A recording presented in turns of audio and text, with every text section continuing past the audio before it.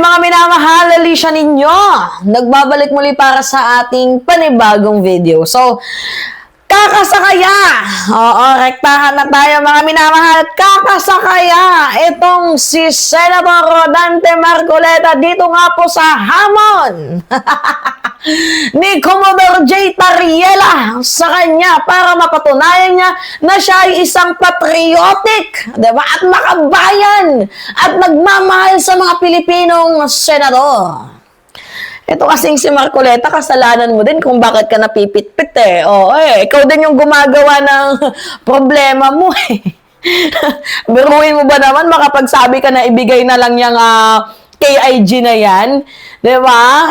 Ang sabi nga ng ating presidente, wala na kahit isang inch ng bansang Pilipinas ang ipapamahagi dyan sa China eh. Siyempre, nabash itong si si Marcoleta. Pero binigyan siya mga minamahal ng second chance ni Commodore J. Tariela. Pero, meron nga pong twist, diba? Meron plot twist sa second chance na ibinigay, I mean, ni Commodore J. Tariela. At yan ay kung gagawin niya. Ngayon, basahin natin. Basa mga minamahal. Sabi ni Commodore J. Tariela, let us give Senator Marcoleta a chance. I am sure that he is a truly a patriotic public servant who can stand for our rights in the West Philippine Sea. Grabe naman itong pambobola ni J. Tariela. Ito na yung kanyang hamon. I suggest that the good senator join the MDA flight to the Kalayaan Island Group in the future. He does not have to worry. Huwag ka mag-alala, Marcoleta. I can arrange it. And I would be happy to join the operation as well. I am sure that the people of Pag-asa will be happy to welcome you, Senator Rodante Marcoleta. Abay, kung ako nga naman, yung taga Pag-asa Island, paglapag pa lang ni Senator Rodante Marcoleta, mga minamahal, yayakapin ko siya ng maigpit. Maigpit na maigpit hanggang sa mag-violet. Kupal ka.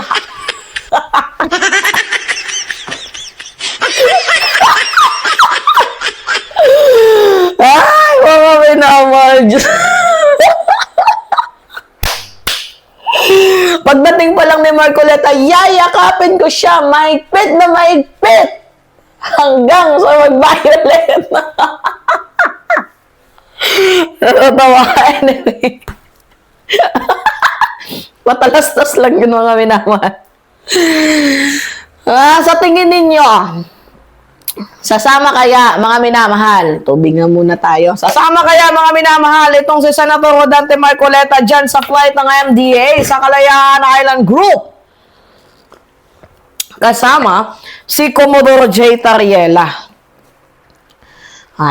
Laban o bawi? Ganyan lang naman yung tanong dyan eh. Pinoy ako or made in China? Actually, that was a good strategy, mga minamahal, kasi dyan natin malalaman kung talagang he is a patriotic, diba? And willing to serve sa mamamayang Pilipino if he joins. I hope he joins, mga minamahal. Welcome, Senator Rodante Marcoleta. Yakapin nyo, mga taga-Pag-asa Island, yakapin nyo si Marcoleta. Mahigpit na mahigpit, hanggang sa mag-violet. Alright. Paano kaya, lumipad ang aming wig. Lumipad ang aming team papunta ng Kalayaan Group of Island. Tibay, no? Tibay, mga minamahal, diba? Pero kung ako lang yung tatanungin, sana, makipag-join force itong si Marcoleta, si Senador Robin Padilla, yung 9 Judas line senador. Diba, yung 9 Judas line senador, if you are a patriotic to our country and if you are willing to serve the Filipino people and if you love the Philippines, you must join. Dito nga po sa diba, paanyaya ni Commodore J. Tariela. May nag-comment, Mima, hindi pupunta yan, baka lumipad ang kanyang wig. Pero nakakatakot din ha, baka what if kapag sumama yan, maging spy lang yan. Diyan sa Kalayaan Island. At saka kapag nakarating kayo dyan, Commodore J. Tariela, I suggest na iiwan nyo dyan si Marcoleta. I strongly suggest iiwan nyo dyan sa Kalayaan Island. Oo. Para naman ng kahit pa paano mapagnilay-nilayan nyo na, ay, ito ba yung sinabi ko? Nagsisisi nang ako. Diba? Pero I think hindi yan siya papayag. Kasi baka mapahiya siya, mga minamahal. Diba? Di yan sisipot, tulad ng poon niya. Oo, yan, pero hindi yan sisipot. I'm pretty sure. Baka mamaya gagayahin niya lang si... Yes! Totoo! Si Digong, yung jet ski! Oo! Diba? Pero I strongly suggest na maging resident na lang siya ng Kalayaan Island para maranasan niya, diba? Well, pero nakakatakot din. Baka maging spy itong si Rodante Marcoleta. Nothing beats a Jetsu holiday. Isipin natin, no? Yung isang Digong, yung jet ski, hindi nga tinupad eh. Ito pa kaya. Anyway, mga minamahal, diba? Baka threat lang din itong si Marcoleta kapag sumama dyan sa China. Ay, sa China, sa Kalayaan Island Group. Baka maging espiya lang yan ng China. Anyway, let him ride dyan sa jet ski. Diba, para mapatunayan nga talaga natin na he is a patriotic and willing to serve the Filipino people. At para mapatawad naman natin siya kahit papaano, eh baka sakaling mapatawad ka namin kapag sumama ka. Ang tanong, tatanggapin kaya ni Marcoleta ang invitation? Oh, diba? The next move is yours. Diba? Yung galit ng mamamayang Pilipino baka maiatras kung sakali. Diba? Mga minamahal na pumayag ka. Dito nga po sa hamon ni Commodore J. Tariela. Kasi, if babalikan natin yung issue, mga minamahal, sobrang mali talaga ni Senator Rodante Marcoleta, the way na maglaban-bawi siya. I-give up ang Kalayaan Island, and then eventually, hindi niya daw sinabi na ipamimigay yon, out of context down, 'di ba? Pero sabi ko nga sa inyo, hindi naman po batayan, mga minamahal, ang exclusive economic zone para masabi na atin yan yung yamang dagat na yan. Dahil sabi ko nga sa inyo, ang EEZ ay patungkol lamang po sa... hindi mali.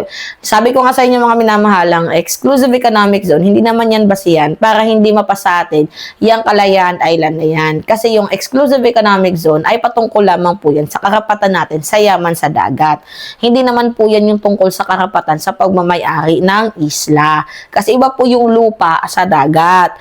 So, ibig sabihin, kahit nasa labas ng exclusive economic zone ng isla, ay pag-aari pa din yan ng isang bansa. Bakit? Kasi unang-una, meron na po tayong presidential decree at kinilala na po yan ng international ruling. So, bakit naging atin yan? May nakadiscover at ba tayo dito, mga minamahal, may discovery, merong occupants, merong administration, merong mga Filipino people communities, local government na mga nakatira doon. So, magkaiba ang West Philippine Sea sa usapan ng karagatan at usapan ng Kalayaan Island Group. Kaya maling-mali yung argumento ni Marcoleta na hindi yan EEZ, kaya hindi yan atin. Kinilala na nga ng International Arbitral Ruling ng 2016, 'di ba, na walang legal basis yung 9-dash line ng China at merong karapatan ng Pilipinas sa Mar Zone time nito, 'di ba? So, ay nako, Senator Dante Marcoleta. Diba? Treason yan. Pangit niya mga binibitawan mo. Diyan ka nadadali.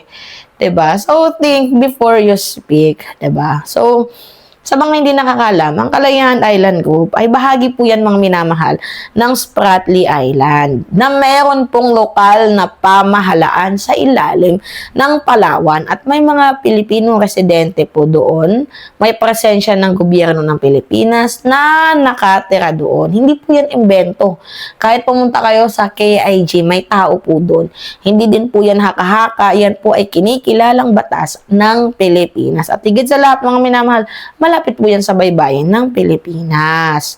'Di ba? At walang bansa makakagawa nun ng gawa ng mapa, yung Kalayaan Island Group na yan. Hibang ka ba? Oo, walang kahit sinong taong kayang makapagguhit ng eksaktong linya or maglatag ng coordinates or mga bounds. Walang ganun. At saka hindi naman yan requirement ng international law. 'Di ba? Diyos ko naman, Senator Dante Marcoleta. Huwag mong ipahamak yung sarili mo sa pagbibigay ng mga statement na hindi mo naman pinag-iisipan. You are a smart version, pero bobo pa din, katulad ni Robin Padilla. Alright, it's me again, Alicia Ninyo.